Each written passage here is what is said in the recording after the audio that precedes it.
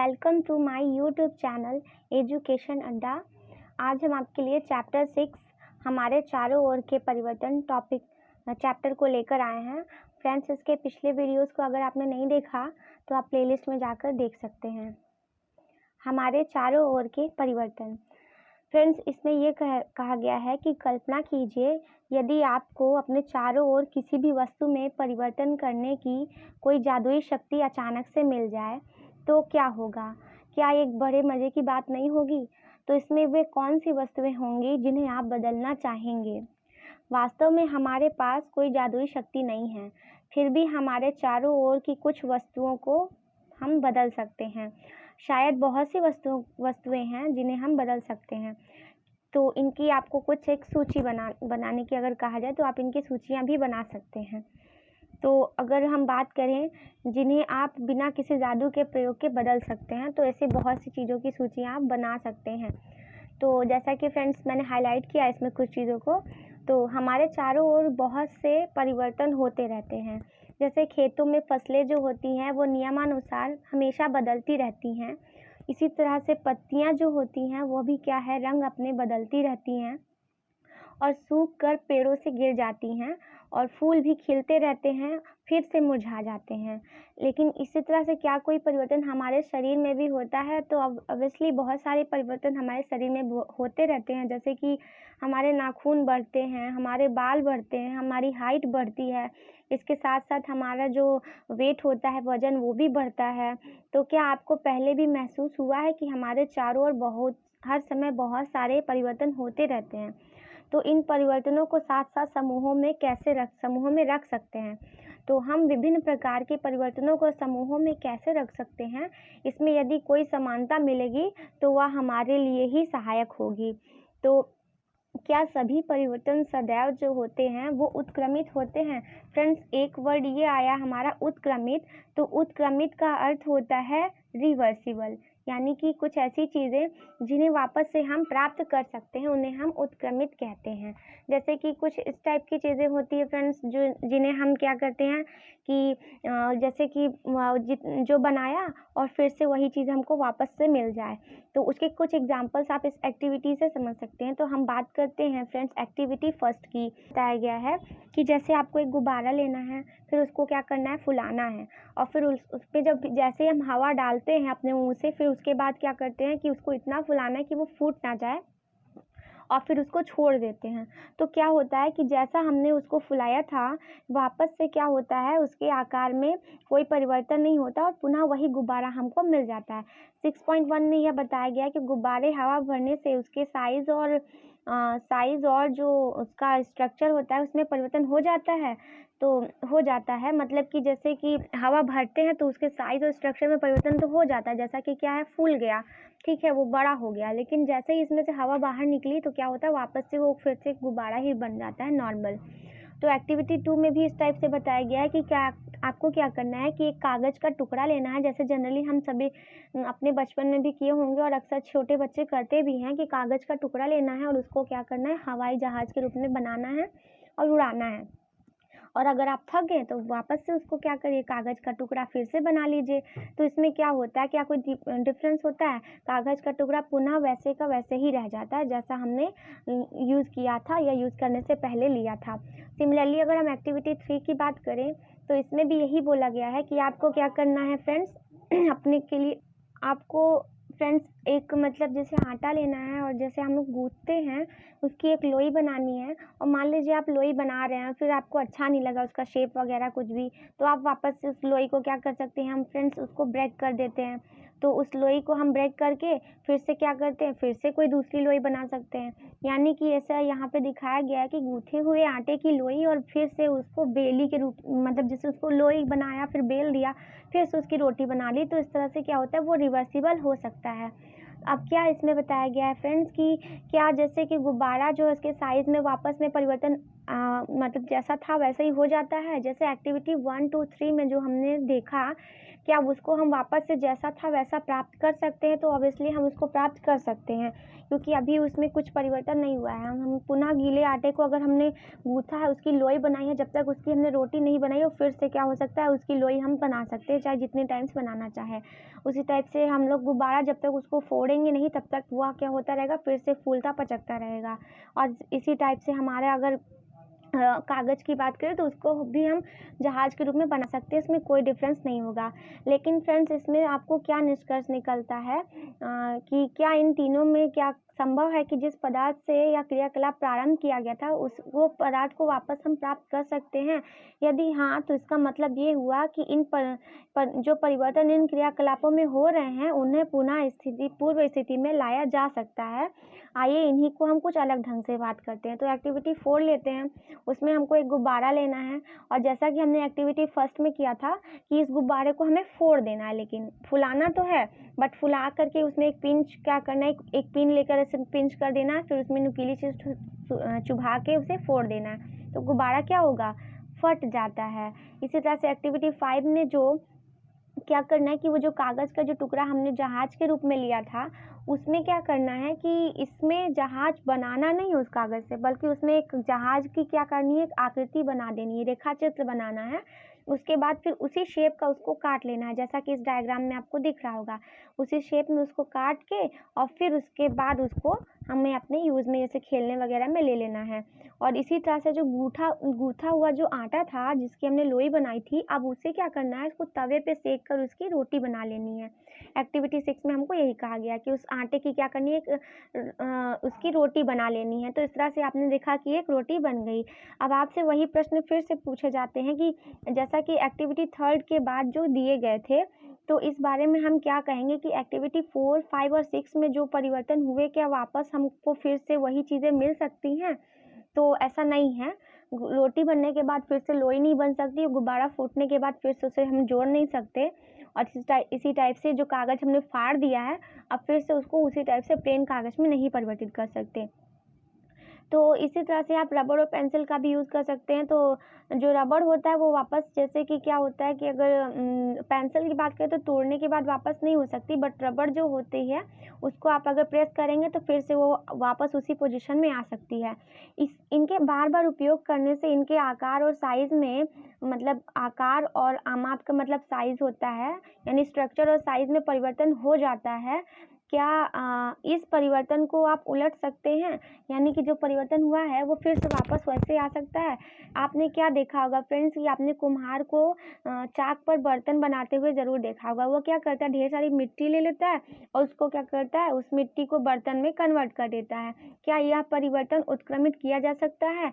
अब मिट्टी के बर्तन को भट्टी में फिर से सेकता है, और अब इस परिवर्तन को उत्क्रमित किया जा सकता है, तो उसको नहीं कर सकते, क्योंकि अगर वो बर्तन बनने के बाद उसको सेक दिया गया तो वो फिर से कठोर मिट्टी बन गई, तो उसको पुनः वैसे नहीं कर सकते।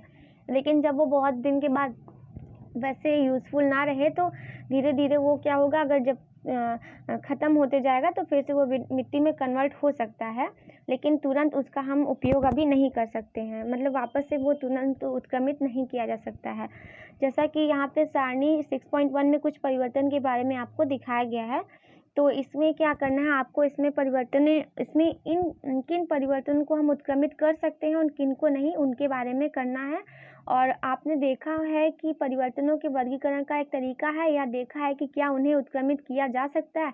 तो इस तरह से हम जाने, उत्क्रमित का अर्थ सिर्फ यही होता है कि जो चीज़ें हमने बनाई वापस से पुनः हमको वही मिल जाए, तो उसे हम उत्क्रमित कहते हैं। तो जैसे कच्चे अंडे को उबालने के बाद फिर से उबला हुआ अंडा, मान लीजिए कच्चे अंडे को हमने उबाला और फिर से वही कच्चा अंडा मिलेगा, तो वो नहीं मिलेगा हमको। इसी टाइप से अगर हम गाढ़े घोल से इडली बनाएं और इडली से पूरा गाढ़ा घोल बनाएं तो वो भी नहीं मिलेगा। और हमको गीले कपड़े से सूखे कपड़े बनाने हैं और फिर से उसको क्या करना, अगर हम उसको गीला करें तो हो सकता है कि वो फिर से उस सूखे कपड़े में पानी डालें तो फिर से क्या हो सकता है, गीला हो सकता है। और ऊन से जो धागे का स्वेटर होता है, जैसे आपने देखा होगा स्वेटर ख़राब हो जाए तो उसको फिर से हम क्या कर सकते हैं, उसमें से ऊन वापस निकाल सकते हैं।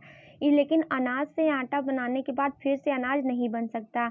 इसी तरह से ठंडे और गर्म लेकिन ठंडे दूध से गर्म दूध और गर्म दूध को पुनः ठंडा किया जा सकता है। और लेकिन सीधी डोरी से जो कुंडली डोरी बनी है उसको भी हम सीधी कर सकते हैं, वापस से सीधी कर सकते हैं, पर कली से फूल और फिर पुनः फूल नहीं बन सकता।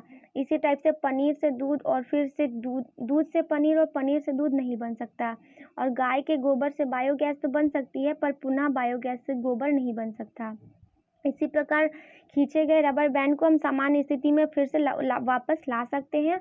और जमी हुई आइसक्रीम को भी हम वापस क्या कर सकते हैं, पुनः आइसक्रीम, जैसे जमी हुई आइसक्रीम है वो पिघल गई है तो फिर से हम उसको क्या कर सकते हैं, जमा करके फिर से जमी हुई आइसक्रीम बना सकते हैं। तो पिघली हुई आइसक्रीम को फिर से जमी हुई बना सकते हैं। तो इस तरह से कुछ चीज़ें हैं जो कि उत्क्रमित होती हैं और कुछ चीज़ें हैं जो उत्क्रमित नहीं होती हैं। तो क्या परिवर्तन करने के कोई और भी तरीके हो सकते हैं? तो बहुत सारे तरीके हैं। हम जैसे एग्जांपल ले लें, हम यहाँ पर एक हमने क्या लिया है, एक औजार लिया जैसे कि मिट्टी खोदने का औजार, जिसको कुछ लोग फावड़ा बोलते हैं या फिर कुछ लोग हल बोलते हैं और कुछ लोग खुरपी वगैरह बोलते हैं। मतलब अलग अलग औजार होते हैं, जैसे होते हैं वैसे उनकी नेमिंग होती है। तो इनको बनाने के लिए जो किसान वगैरह होते हैं वो क्या करते हैं, तो वो क्या करते हैं कि लोहे के फलक को क्या करते हैं, कैसे एक लकड़ी के हत्थे में जड़ दिया जाता है, हमको यह जानना है। तो उसमें क्या करते हैं कि इन औजारों में लोहे के फलक में क्या होता है, एक छेद होता है। वलय मीन्स क्या होता है, रिंग। रिंग मीन्स होता है गोला। ऐसा वलय होता है जिसमें लकड़ी के हत्थे को क्या कर दिया जाता है, फंसा दिया जाता है। जनरली इस रिंग को क्या करते हैं, मतलब माप मीन्स जो साइज होता है, जो इनका जो साइज होता है, रिंग का जो साइज है वो क्या होता है फ्रेंड्स, ये जो साइज बनाते हैं वो लकड़ी के हत्थे से थोड़ा छोटा होता है। फिर क्या करते हैं कि हत्थे को रिंग में फंसाने के लिए सबसे पहले रिंग को गर्म करते हैं। गर्म करने से क्या होता है, उसके आकार में थोड़ा परिवर्तन होता है और वो बड़ा हो जाता है या फैल जाता है। अब इस हत्थे को आसानी से उसमें जड़ देते हैं और फिर से जब वो ठंडा होता है वापस से सिकुड़ जाता है और हत्थे में आसानी से क्या होता है, कस जाता है। तो इस तरह से जितने भी लोहार लोग होते हैं वो अपने औजार ऐसे ही बनाते हैं। तो जैसा कि इस डायग्राम में आप देख रहे हैं, तो पहले उसकी आकृति क्या होती है, छोटी ही रखी जाती है, लेकिन गर्म करने से वो फैल जाती है। इसी प्रकार के परिवर्तन का उपयोग हम लोग बैलगाड़ी के पहिए में भी करते हैं, जैसा कि इस डायग्राम में आपको दिखाया गया है। इसमें जो रिम बनाई जाती है इसको हम लोग रिम बोलते हैं। जो धातु की रिम होती है, जो बैलगाड़ी का पहिया होता है, इसका भी जो आकार होता है वो पहिए से क्या होता है, थोड़ा छोटा रखा जाता है। जो घेरा होता है, घेरे से थोड़ा छोटा रखा जाता है।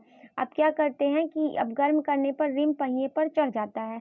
अब पहिए के किनारे फिर से ऊपर ठंडे पानी, उसके ऊपर क्या करते हैं, पहिए के किनारे पर ठंडा पानी डालते हैं, जिससे रिम क्या हो, फिर ठंडी हो जाए और रिम जो है वो पहिए के ऊपर आसानी से कस जाती है। तो इस तरह से हमने ये जाना कि चीज़ें क्या होती, गर्म करने पर फैल जाती हैं।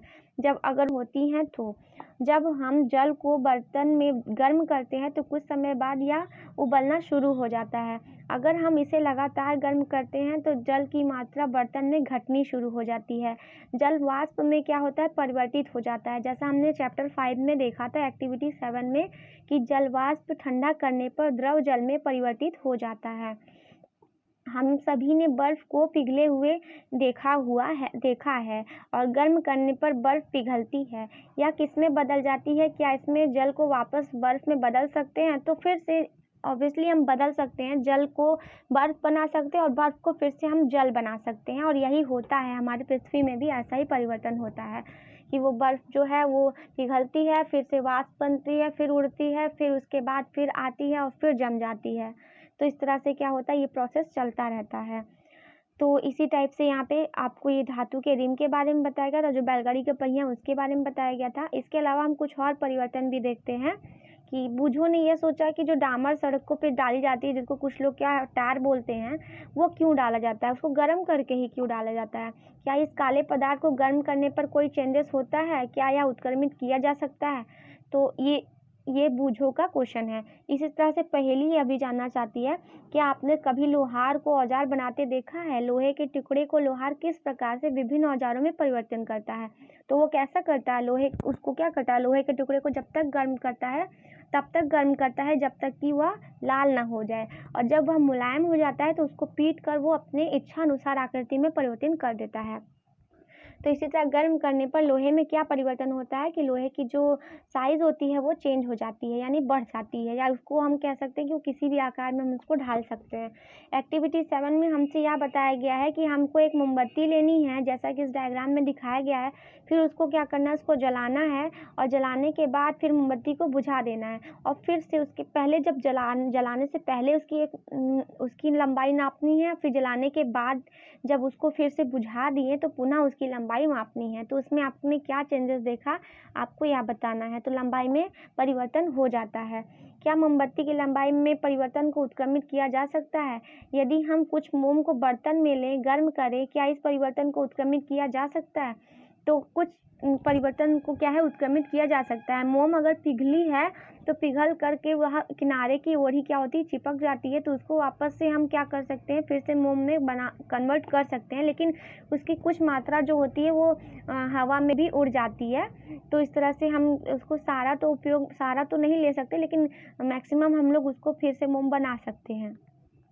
इसी टाइप से हम बात करते हैं अगर धूप बत्ती की, तो उसमें भी क्या होता है, धूप बत्ती में भी वही चीज़ें होती है कि कुछ चीज़ें जो होती हैं धूप में धुएं के रूप में उड़ जाती हैं और कुछ जो होता है वो राख के रूप में परिवर्तित हो जाती हैं, जैसा कि धूप बत्ती में भी होता है।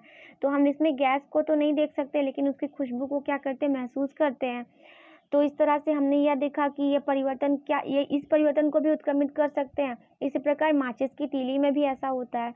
तो अभी तक हमने परिवर्तनों को नियत वस्तुओं तथा पदार्थ पर देखा कि जब दो पदार्थ एक मिश्रण के रूप में हो तब होने वाले परिवर्तन किस प्रकार के होंगे, मतलब अगर उसका मिक्स हो तो वो कैसा होगा।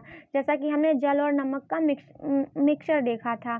क्या इस परिवर्तन को उत्क्रमित करना संभव है? तो हम लोग आराम से उसको कर सकते हैं वापस, कि मतलब अगर नमक को हमने पानी में घोला है तो फिर से हम उसको नमक को वाष्पीकरण के थ्रू जल को वाष्प में परिवर्तित करके हम फिर से नमक को प्राप्त कर सकते हैं, जैसा कि हमने अध्याय 5 में किया था।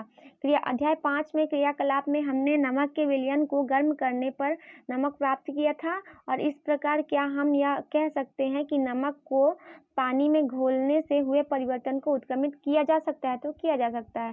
पहली ने यह पूछा कि क्या आपने दही को जमते हुए देखा है? हम दही को जनरली क्या करते हैं, गुनगुने जमाने के लिए दही को क्या करते हैं कि गुनगुने दूध में गुनगुने गर्म दूध में क्या करते हैं, दही की थोड़ी सी मात्रा को हम लोग उसमें मिलाते हैं और कुछ देर के लिए कुछ गर्म जगह पर रख देते हैं। तो कुछ देर के बाद देखते हैं कि वह दही पुनः जम जाती है। लेकिन क्या दही को फिर से वापस दूध में कन्वर्ट कर सकते हैं? तो ऐसा बिल्कुल भी संभव नहीं है। तो हमने देखा कि पदार्थों को गर्म करने या किसी अन्य पदार्थ के साथ मिश्रित करके उनमें कुछ परिवर्तन लाया जा सकता है। हमने यह भी देखा कि कुछ परिवर्तन उत्क्रमित किए जा सकते हैं, जबकि कुछ उत्क्रमित नहीं किए जा सकते। जैसे कि नमक को जल में घोलने पर फिर से नमक प्राप्त कर सकते हैं, लेकिन दूध को दही में बनाने के बाद फिर से दही से दूध नहीं बना सकते। हमारे चारों ओर की वस्तुओं को परिवर्तित करने की बहुत सी अन्य विधियां भी हो सकती हैं। यह भी संभव है कि इनमें से कुछ को उत्क्रमित किया जा सकता है। इसी प्रकार हमारे चारों ओर के परिवर्तन को हम दो भागों में बांटते हैं। एक तो वह जिन्हें हम उत्क्रमित कर सकते हैं या किया जा सकता है, तथा दूसरा वह जिन्हें हम उत्क्रमित नहीं कर सकते हैं। तो इस तरह से दो चीज़ें हमने जानी। अब ये उत्क्रमण और अनुत्क्रमण के बारे में हम हायर क्लासेस में क्या करेंगे, डिस्कस करेंगे। अभी आपके सिलेबस में बस इतना ही है। तो फ्रेंड्स, ये था हमारा आज का वीडियो और ये कुछ इसके एक्सरसाइज दिए हैं। अगर आपने हमारे साथ डिस्कस किया तो आपको इसके बारे में ज़रूर नॉलेज हो गया होगा और आप इस एक्सरसाइज को कंप्लीट कर सकते हैं। तो फ्रेंड्स, आपको हमारा वीडियो कैसा लगा आप ज़रूर बताइएगा। साथ ही हमारे चैनल को लाइक, सब्सक्राइब और शेयर ज़रूर कीजिए। धन्यवाद।